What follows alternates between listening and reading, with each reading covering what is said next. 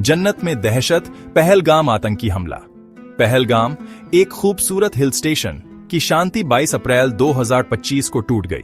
आतंकवादियों ने घाटी पर हमला किया, जिसमें 26 बेगुनाह लोगों की जान चली गई, जिनमें एक विदेशी नागरिक, 2 स्थानीय लोग और एक भारतीय नौसेना अधिकारी शामिल थे। लेफ्टिनेंट विनय नरवाल, जिन्होंने अभी अभी अपनी शादी मनाई थी, इस भारी नुकसान के प्रतीक बन गए। बैसरन घाटी में पर्यटकों को निशाना बनाकर यह हमला किया गया, जिसमें आतंकवादी पुलिस की वर्दी में थे। दूर दराज के स्थान ने बचाव प्रयासों के लिए बड़ी चुनौतियां पेश की। घायलों को निकालने के लिए हेलीकॉप्टर और स्थानीय टट्टुओं को तैनात किया गया। लश्कर-ए-तैयबा से जुड़े द रेजिस्टेंस फ्रंट ने जिम्मेदारी ली, जिससे इस क्षेत्र पर एक काला साया पड़ गया। दुनिया ने डर के मारे देखा। आतंकवाद की अंधाधुंध प्रकृति की एक कठोर याद दिलाता है। वैश्विक आक्रोश और एकजुटता। विश्व नेता भारत के साथ। अंतर्राष्ट्रीय समुदाय ने पहलगाम हमले पर सदमे और निंदा के साथ प्रतिक्रिया व्यक्त की।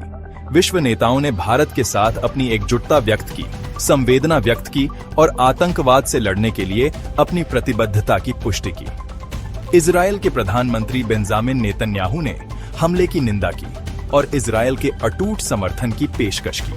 फ्रांसीसी विदेश मंत्री जीन नोएल बैरोट ने फ्रांस की गहरी संवेदना और एकजुटता व्यक्त की। संयुक्त राज्य अमेरिका से लेकर रूस तक दुनिया भर से समर्थन के संदेश आए। संयुक्त राष्ट्र महासचिव ने अपराधियों को न्याय के कटघरे में लाने का आह्वान किया और सामूहिक कार्रवाई की आवश्यकता पर प्रकाश डाला। भारत की दृढ़ प्रतिक्रिया, न्याय का संकल्प और सुरक्षा को मजबूत करना।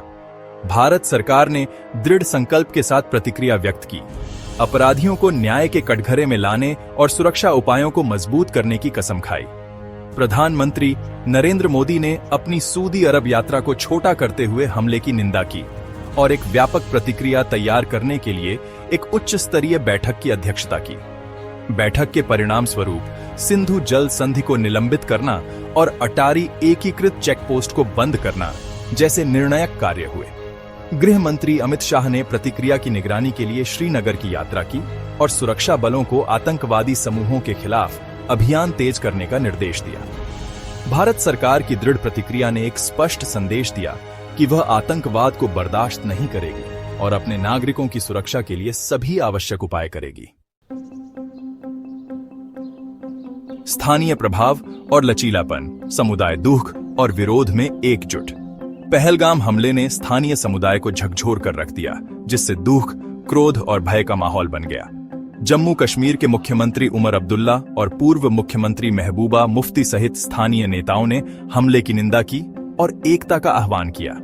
पूरे क्षेत्र में कैंडल लाइट विजिल और विरोध प्रदर्शन हुए, जिसमें नागरिकों ने न्याय और सुरक्षा उपायों में वृद्धि की मांग की।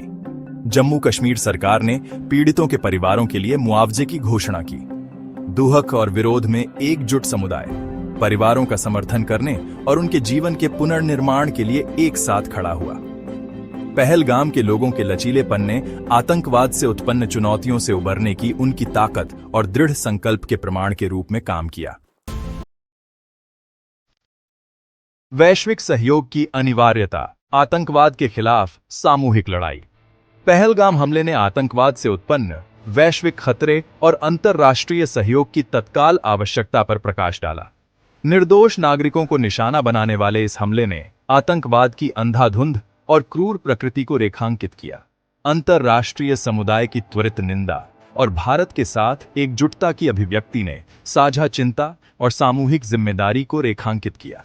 राष्ट्रों को अपने सहयोग को मजबूत करना चाहिए, खुफिया जानकारी साझा करनी चाहिए और आतंकवादी नेटवर्क को खत्म करने के प्रयासों का समन्वय करना चाहिए।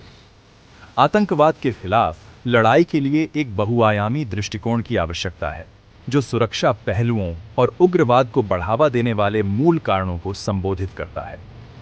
केवल निरंतर अंतर्राष्ट्रीय सहयोग और उग्रवाद के मूल कारणों को दूर करने की प्रतिबद्धता के माध्यम से ही हम आतंकवाद से मुक्त दुनिया बनाने की उम्मीद कर सकते हैं।